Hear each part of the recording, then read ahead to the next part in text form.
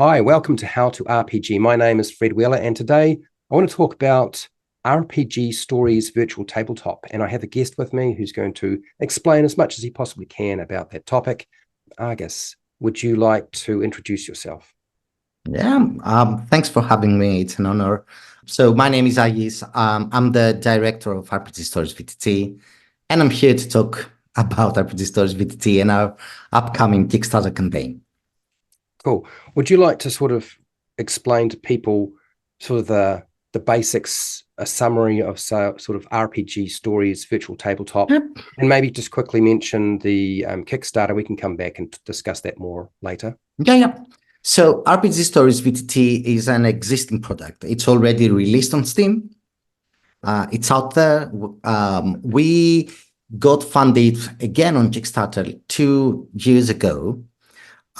We delivered on all our promises. And basically what we offer, what RPG Stories VTT is, it features a massive 3D world builder where the user is able to build using I think more than 6,000 models. And the user can build any indoor or outdoor environment for tabletop RPG games. So we equally support high fantasy like D&D like games, but also modern days like Call of Cthulhu, for example, or post-apocalyptic games and sci-fi games like, I don't know, Alien RPG or Blade Runner. So the user can build quickly and fast like in most software like this. And then they have two options. They either can export what they create in the 3D canvas in a PNG file and go play in another VTT, or they can use our VTT, our multiplayer service, and invite their friends and play. It's an one-off price product, no subscriptions. So you get it once, you get to play. We really love it. Everything went well for us. The first year on Steam was a success. So now we're moving forward. So you have a Kickstarter, you said, that's coming out. Yeah. You want to just briefly sort of go over what that's going to look like? So yeah, the name of this new Kickstarter, basically it's an expansion. It's called The Wrath of Devs. It's an inside joke because we really want to do it. Basically, what we're doing with this campaign is that 2 years ago, when we were running the initial campaign, we got a little bit unlucky because at the same time with us, the same month, same exact period, two other VTTs were running Kickstarter campaigns. So, the audience got divided. And although we got funded and we succeed on two stretch goals, we didn't manage to get all the stretch goals that we dreamed of for RPG Stories. One was to add rule sets because we understand people enjoy using rule sets while they play. Quality of life features that help with theatricality when you are the dungeon master, the game master, plus some specific themed models that we wanted to implement for more games. Although we didn't catch these stretch goals, some of these features we managed with the existing budget to implement them, plus using part of the funds of the sales from Steam. But now that we kind of succeeded, we have our fans, people tend to love RPG Stories. Word of mouth really helped. To be honest, since our competitors haven't yet delivered from back then, we decided to move on with an expansion campaign, say, okay, maybe this is a chance. We missed the rule sets stretch goal, let's do it this time. We missed the ancient Roman Empire models stretch goal, let's do it this time. So that's the idea. And also it's a good opportunity for bringing in newcomers that don't know about us and giving them a chance to pledge for the original version and the expansion version at a discount. So that's what the Wrath of Devs campaign is all about, to get our revenge from 2 years ago and manage to bring everything in that we dream. So I get the impression from some of the stuff I've seen on the product that kind of sort of rounds out your product completely, just about. That would just about cover everything that you really need to have if you're going to be running anything, frankly, because you had a lot of stuff there that looked like it was covering the baseline sort of RPG stuff that you want on a virtual tabletop. This sort of feels like it's filling in the gaps. I'm kind of curious as to what you think makes RPG Stories Virtual Tabletop unique to other virtual tabletops, because you were just mentioning sort of the competition aspect during the original Kickstarter. Well, listen, I'll be really honest here. So 2D VTTs like Foundry or Roll20 are already ahead. They have everything. So the users can go to various Patreons or get maps through other softwares and go there and play, have the rule sets, have everything. 3D VTTs is a whole nother story.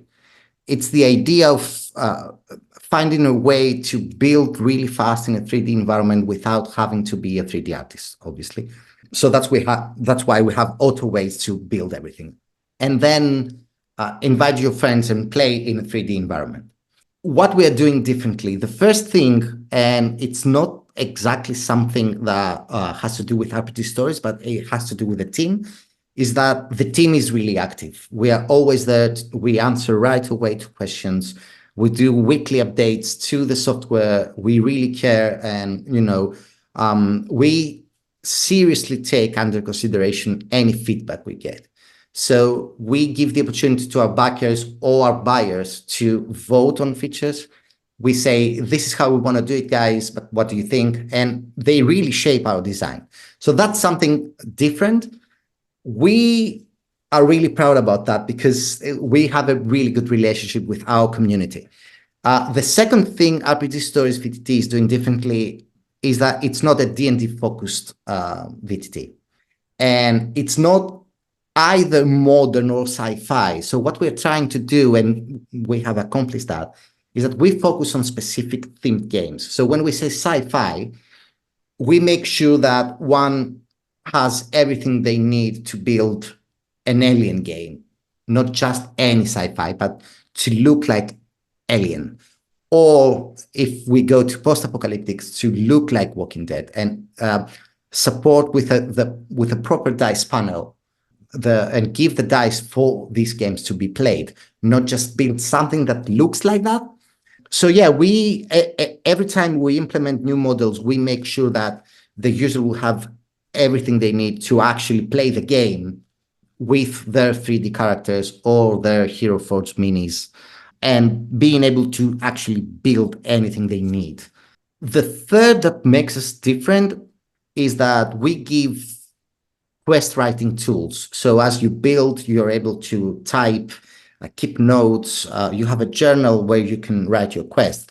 And at the end of the day, when you finish everything, you have your environments, all your tabs, all your quest notes, your journal. You can export that in a single file and pass it around to other users, either via social media or whatever, or your website, or via Steam Workshop.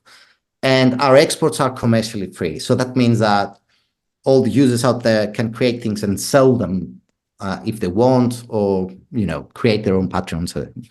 And that basically, we took that decision because of the whole OGL thing that was going on back then. Well, yeah, that's another discussion. That is, and it's actually a very smart approach, if you ask me. So really good customer support's what I'm hearing, and not just covering 5e, and gives you pretty much all the tools that you need for whatever it is you're trying to build. And you can sell your own assets that you're making, which seems like a great thing.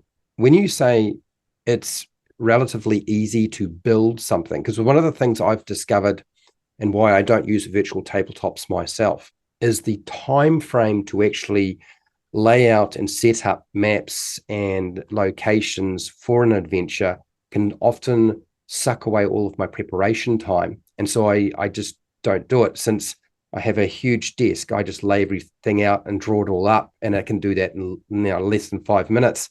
So I'm just, how fast can you set up? I mean, how easy is it to actually set up the scenes? I'm going to give a two-part answer to this. Everything we implement in RPG Stories, when it comes to a feature, we give it with two different ways. It's the auto way and the manual way. My first part of the answer will be that RPG Stories supports heavy manual work if someone wants to do heavy manual work and place every little thing in the exact way they want. You can even reshape models and place them in the air, rotate them. You can do whatever you want. And that basically addresses people like me who are super crazy and they want everything in detail. I really enjoy building. I'm using all the software out there, even competition. So that's one thing. And I'm saying that because we know that there are people out there that really enjoy doing it.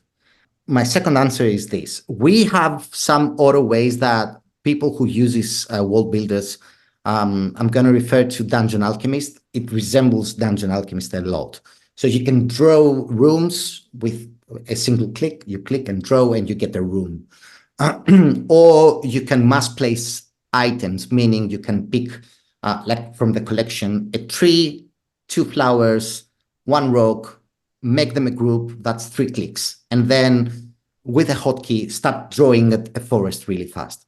It is fast, but in this campaign, we want to make it a lot faster than this. So we are preparing several features that will highly increase the speed of world building. Also, since RPG Stories has Steam Workshop support, we are lucky enough to have an active community that keeps creating and sharing things. So it's pretty easy to just visit the library of Steam and pick, oh, that's a nice village. Oh, that's a nice inn. Oh, that, and then just place them in your scene and play. And the things they create, I mean, sometimes, although I'm the director, I'm the owner, right? Sometimes I call my producer and I'm like, how on earth did they build this? Do we have these models? Because, you know, they do complex things. They spend a lot of time. I found myself creating our trailer for this Kickstarter by using things from Steam Workshop instead of building them. So yeah, that's the answer. It is fast, but we figure out ways to make it faster. And with this campaign, we will introduce features that will highly increase the speed of world building. So what tabletop role-playing game rules does the RPG Stories Virtual Tabletop support right now? And what are you looking to support in the future? Okay, so right now, and my answer applies to world building and playing, yes, like the actual dice. Yeah. So it's obviously Dungeons and Dragons, Pathfinder, One Ring, most freely games like Walking Dead, Alien, Blade Runner, something that I specifically requested and begged the team, Hero Quest board game. I'm a huge fan, although it's not a tabletop RPG. But yeah, I really wanted the dice panel in there with the skeletons and the seals. What else? The Cypher System, because it's becoming really famous. And to be honest, I'm reading it right now and I'm starting to understand how it works because we want to implement rule sets as well. And it's fantastic, absolutely fantastic.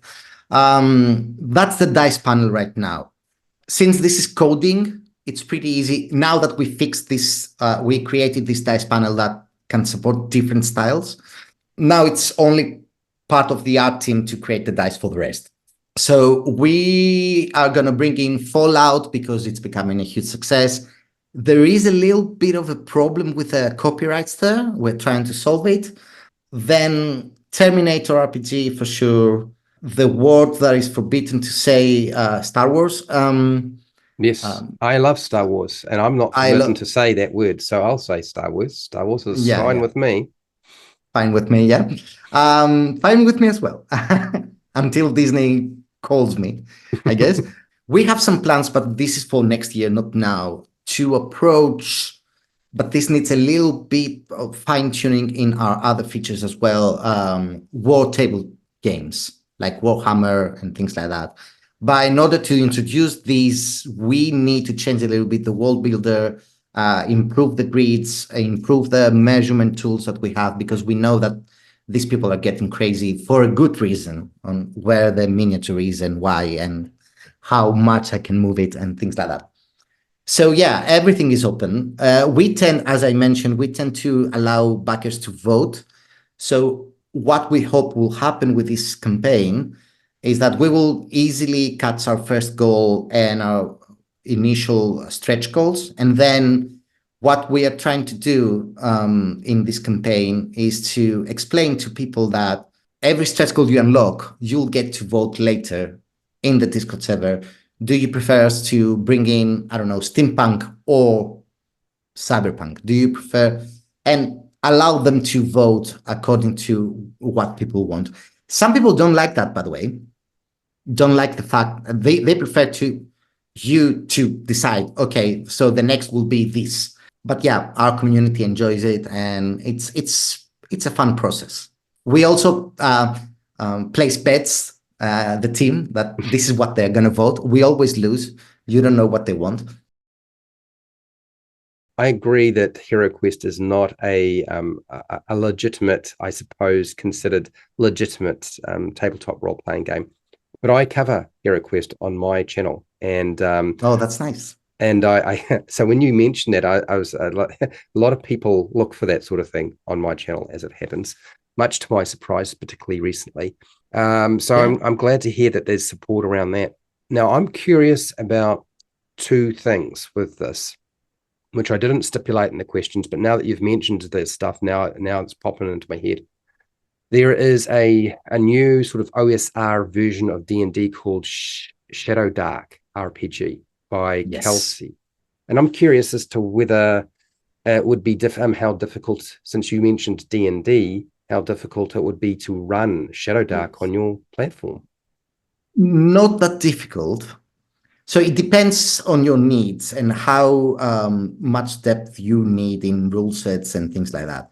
A feature that we just we are going to deliver it on Monday. We just finished testing it today. The opportunity to the users to upload 2D files. So from now on, you can also play in 2D if you want. So you can upload your maps and play in 2D. That opens the door, since we have the Steam Workshop support, open the doors for card games, because you can upload 2D files, and obviously rules and ideas, and taking things from board games. For example, with a HeroQuest, you can upload the cards and play. Now, for this particular RPG, it's funny because as a company, we have created another software this year called Fantasy Adventure Builder, which is basically the digital version of a book called Tome of Adventure Design by Matt Finch, Matt Finch has created the Swords and Wizardry, which is a clone of first edition, and is a good friend with the creator of the game you mentioned. And we kind of has discussed this opportunity. Personally, me and the rest of the team, we are old school players. I still play second edition, for instance. So we always keep an eye there. We thought, because I changed my mind, we thought that the audience is not that big, but we are wrong. So was the I. Audience, yeah. So was I.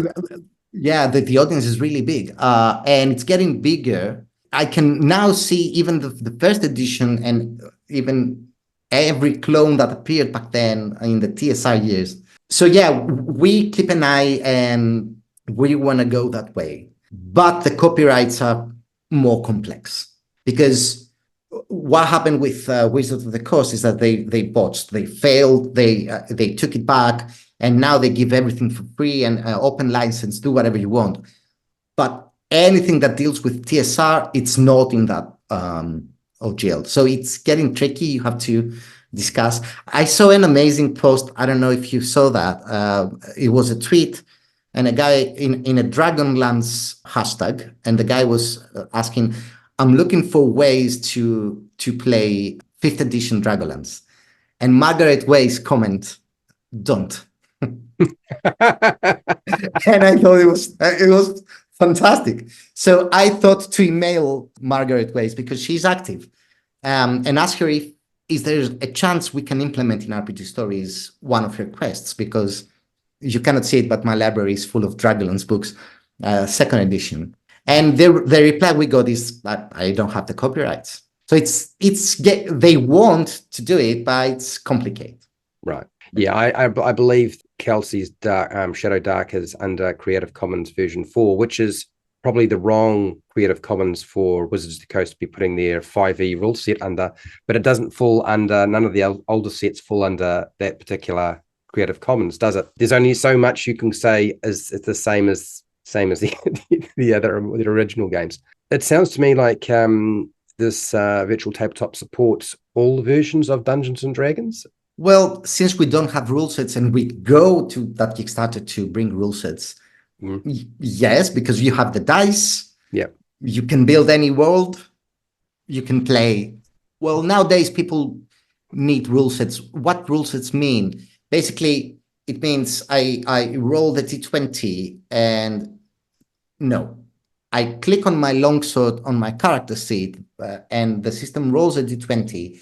And in the chat, I get a result saying you hit with your longsword, the damage is that amount, blah, blah, blah. That's the rule set. So if you consider rule sets, then we support none. But you support the equation, which is, and all equations consist of roll a dice, usually add a modifier, and that modifier has an equation that you can build in. Yeah, things like that we can do. You can place modifiers in the dice panel and things like that.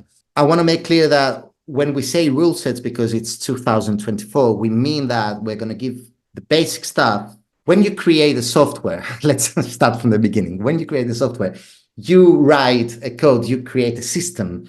And then let's say in that system you have created, you implement the 5th edition rule sets and you expose these rules to the users.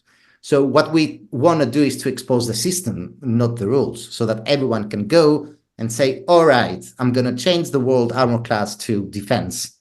And I'm going to change the equation here. And maybe instead of attack modifier, I'm going to say THACO. And so that means that we, but also the users, will be able to implement rule sets by themselves and change them and share them through workshop. That's the dream. TTRPG players out there that play games we've never heard of, apparently they love them. Given an open system is always better. And also too, a lot of people have so many house rules or homebrew rules that require adjustment. So yeah, when a virtual tabletop can actually work within that, it's always a good thing. When I was looking at the promotion stuff, it says something about a pre-built quests. So what can you do with regard to these pre-built quests? I'm assuming this is not just a layout a scene with models and miniatures and so forth, but also there's some sort of adventure hook and story or goals associated. Yes, that's the whole package. Basically, Prebuild Quest is an RPGS file, RPG Stories RPGS file that you can double click and open RPG Stories. And instead of you opening the 3D canvas in a new project, it has everything already built. The journal has the story, all the encounters, the masters are in. So all you have to do is read the quest, like if you have a module and you have to read it, and then invite the players and play it. So we already have some, but we want to bring a lot more pre-built quests in it. And for this campaign, we collaborate with other creators that had successful Kickstarter campaigns, and basically they're going to give us, they already had. They give us the quest and we build them in RPG Stories and then give them to people. And to be fair, these pre-built quests, we want in the future to be our microtransactions. Like you are really bored to build, you can go to our marketplace, spend $1, get a pre-built quest, play tonight. For now, they're free. Now they're free. But I mean, obviously they take a lot of time and they're not quite as general as a tool. So that makes a lot of sense. You support 5e, and I guess when I say what player options are available, I'm assuming that all of the player options from 5e have been ported over to the digital virtual tabletop. Well, yes. We have almost every D&D monster in, and we keep implementing. But we also have like Lovecraftian monsters and sci-fi monsters and characters. I must admit our sci-fi collection when it comes to characters is bigger. For D&D, yeah, we have dwarves, halflings, tieflings, dragonborn, everything you need to play. I always pick a human, but anyway, I still live in the 90s, I guess. There's a lot of people who still live in 2024 and are still playing a human, and they will always will. That's good. Yeah. I find it really difficult to role play in something I don't understand. You know what I mean? And I don't really like to see people, I mean, playing an elf, but act like human. So that's why I always pick a human, because I feel I can really role play in that. Now, you had mentioned that there were about 6,000 models in the virtual tabletop. I'm kind of curious in terms of sort of monster models or character miniature models. I mean, how many would you say are in the virtual tabletop at present? Well, I have to check for that. I would say that our monster/character collection probably has 500, maybe 1,000. But we also have Hero Forge support. So that means that people can connect their Hero Forge and bring in the miniatures. Well, that changes everything, doesn't it? Because Hero Forge is very robust miniature building software. And if you're wanting player options, they pretty much have everything you could possibly imagine. Yeah, and we allow you to combine these things. So if a player wants to play with the miniature and someone else want to pick a 3D model and the dungeon master wants to add a 2D token, you can mix everything. I mean, you can do whatever you want. I wasn't familiar with Hero Forge, to be honest. I started learning it as we implemented it. Yeah, it's fantastic. You can literally do anything. As far as I understand, there are sort of three basic brackets which you've just mentioned, which seems to be sort of your fantasy, medieval sort of style, your modern age, and then your science fiction. But I know that this Kickstarter that you're bringing on, Wrath of Thieves, is going to try to include some very specific worlds that you can build. But I'm just wondering what you can share with that. Okay, so first I want to mention something, because I mentioned like we have themes for sci-fi. So we have like Alien, but we also have Blade Runner, and the same thing occurs for fantasy. So if you want to build it like a dwarven village, you can specifically do that. And if you want to build an elven or a human castle, or we have different themes for D&D as well. It's not like one thing. So you could go and create, I don't know, 10 different type of villages or something. So in this campaign, we want to bring specific themes, because we've made a promise back then that we will never gonna sell models, and we want to keep that promise. Back then we said that if we ever introduce new models, like in a campaign or something, it will be for really specific themes. So a good example I always give is that right now in RPG Stories, you can build a desert environment, and you can build desert oasis or a desert village and play D&D there. But it's not Dark Sun. It doesn't look like Dark Sun. So if we ever bring Dark Sun in, we might sell that, because it's something really unique that we really need to work on it and really sculpt every model to look like that exact thing. So that's what we're doing. We bring like really specific things. So the first one, which it was a decision we made because we played, I was playing in a campaign. So we want to bring Roman Empire in. And by Roman Empire, we mean like everything you need to play in the Mediterranean terrain, which means also Greek, also Egyptian, Carthage, and all the vegetation and all the, the weather style, everything you need to play, and the characters. So that's the one. We call it Roman Empire, but basically it's ancient classic era, let's say. The second thing is what we call underwater and seaworld. So that's a complicated one, because what we want to do is basically bring features in and models in that can support an underwater quest. So that means shaders, being underwater, all the special effects for that. Obviously, underwater, you can use all the models we already have, but we want to bring more in, fish, monsters, things like that. And also use that underwater seaworld for horror games like Call of Cthulhu and alike, for modern ages, like submarines and things like that. The third would be Star Wars. I'll say the word for you: Star Wars. Star Wars. Yeah. We advertise it as these aren't the droids you're looking for. That's what we say in our poster.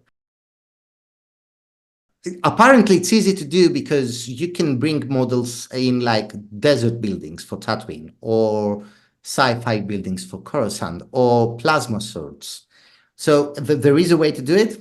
We figured that out. The fourth would be dark cyberpunk, which basically will enhance the Blade Runner thingy plus the superhero genre, because most of the Cypher games focused on superheroes. So we want to bring more nowadays models in. And then we will let the people decide. We have some ideas, some things that we want to do. One that we have like 16 days before we launch, and we're still discussing it, is the Western theme, like Far West. And we recently found the models, found how to do it. We're not sure it's a selling point. We're still thinking about it. We're going to make a poll in our Discord server to see if we're going to promote it as a choice, not under vote. I've never played. I really want to. These are the main things we're bringing in, plus a bunch more models that will come with free updates that have nothing to do with that Kickstarter. We still bringing in models almost every month. The big question would be for some people is like what is the cost of RPG stories? What is you said there's a one-off cost, that's it, there's no subscription. I'm just curious as to what that might be. All right, so we have 3 different versions. Okay, there you go. And when we thought about these 3 different versions, we thought it's super easy, but people get confused. So I'll try to break everything down like slowly. The version number 1 is the player version. That costs around 17, pardon my English, $17. It features a small demo of the world builder because it's the player version, and it addresses people who never play as dungeon masters or as game masters. So what you can do with the player version is test the world builder, see if you like it. If you like it, you can upgrade to the GM version, and you can connect games hosted by GMs. The second one is the GM version, which is the full package, basically. I guess $40, $38, something like that, which has the world builder. You can host games as GM. You can join games as a player. You can do everything. The third version is a DLC called, we call it Unlock Player Seats. This DLC upgrades even further your GM version if you are a GM. And it allows you to invite people who don't own RPG stories, basically. So there's a free demo in our Steam page. People can go download that, and they can join a game only if the GM has this DLC. This is quite expensive. It's $120 or something. It addresses professional GMs who don't want their players to pay for anything. But you pay once that amount of money, and then you can invite different players in each session forever. I mean, it's actually quite reasonable too. It's a one-off price. It's not a subscription. It's not an ongoing cost. And it sounds like you have tried to, in many respects, what tends to happen with virtual tabletops or any kind of tabletop role-playing game group is one person, the game master, dungeon master, pays for everything and everybody else shows up for free. What you've done is you've set it up so that clearly the cost for the GM is reduced, and passing on some of that cost to the people who are playing in that group, basically, as far as I can tell, which is very smart. It's probably what people should be doing in the first place. Thank you very much. I guess computer specifications, because one of the things I've always found is, as soon as you start dealing with even a two-dimensional virtual tabletop, my own home group, we don't even use the proper virtual tabletop that's two-dimensional because the computer specs vary within our group. I have a very powerful computer, others don't, and they might be in the South Island of New Zealand. So that's also sort of comes into what sort of computer specs are required to be able to run RPG stories. All right, I'll make a little bit of humor here. Please do. Greek humor, because I'm Greek. So if we didn't care that much about optimization and performance, we would probably be rich by now, but we're not. So here's the thing. From the very first moment, what that was the idea, that we need to keep this for medium spec PCs, someone with a laptop from, I don't know, 2008 to be able to play. That was the goal. So in order to achieve that, when you're creating a game, because, all right, it's a virtual tabletop for tabletop RPGs, but the logic is the same.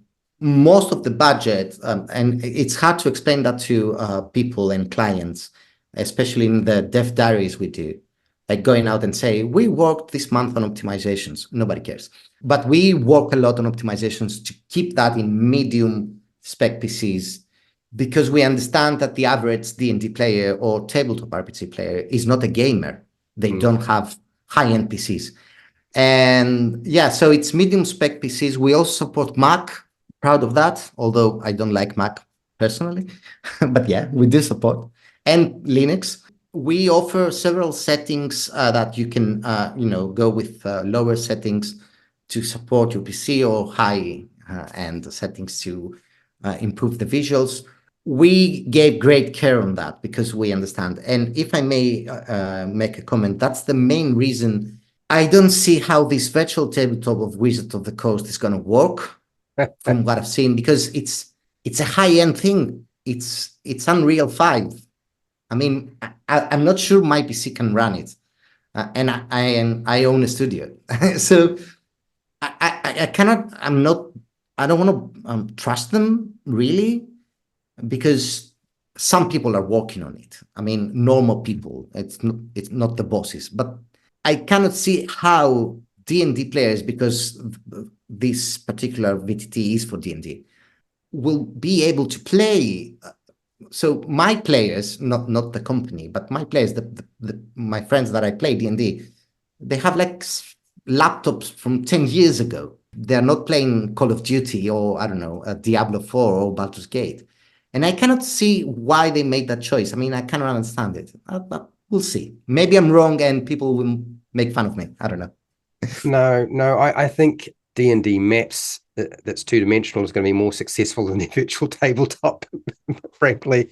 But yeah, I agree. I saw the same problem. Even if they, downscale everything once they've finished the project, I just don't see how it's going to be able to run, just because of the kind of graphics engine they're using. But anyway, let them figure that one out. I'm not really too worried about what they're up to. I'm just going to sit True there. that. I'm going to just laugh. Another thing that goes with that is internet download and upload speeds for a virtual tabletop, because this is probably often the thing that people forget, that it's all very well having a computer that's able to support the virtual tabletop. In this case, you only need a medium spec machine, which is good to hear. But what sort of upload download speeds to be able to run it successfully? So I'll give the short answer. The short answer is that we have a stable multiplayer that it's almost impossible to get disconnected. And we are really, really proud about that. I mean, in order to explain this, I need to bring a little bit of tech. So what happens with RPG Stories? We roll the dice and we got lucky. We are using the Unity engine, and Unity introduced their own multiplayer system just now this year. So we were developing the multiplayer and we thought, let's give it a shot. And if it fails, okay, we might delay 2 months and we will go to the well-known services. It worked perfectly for us. So what is happening, we are not exactly using a server. So everyone gets connect. The file of the quest that the GM hosted goes on a server. Everyone's downloaded. So they all have everything in their PC. So now the internet goes away.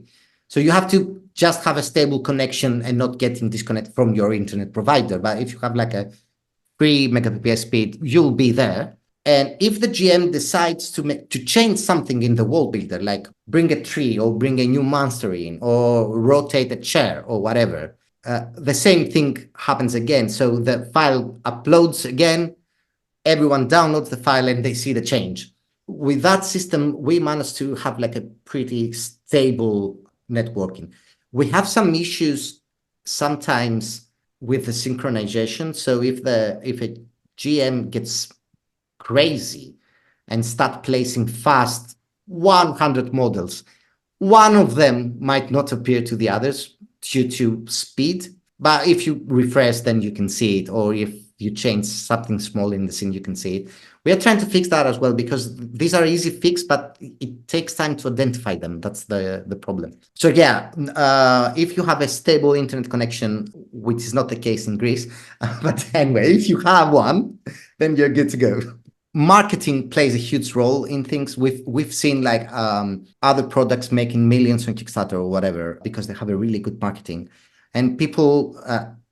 And I don't accuse anyone. People tend not to trust Kickstarter campaigns sometimes. So what I want to say is that we are already out there. We have done it. We have delivered. Yeah. We are going there to bring more luxurious features and make it like the community's VTT. That's the dream. So for anyone who's watching, first subscribe to this YouTube channel because it's important. And then, if you're kind enough, click the link, go to our campaign, follow it, read it, and decide if you want to back us. It's really important for us because basically word of mouth is our biggest weapon, and we are really doing it, and we want the community to be there and, you know, shape the design with us. And also thanks for having me here. No, that's you're welcome. For everybody who's watching, please go and check out RPG Stories Virtual Tabletop and the Wrath of Thieves Kickstarter. Hey, till next time, keep rolling those 20s.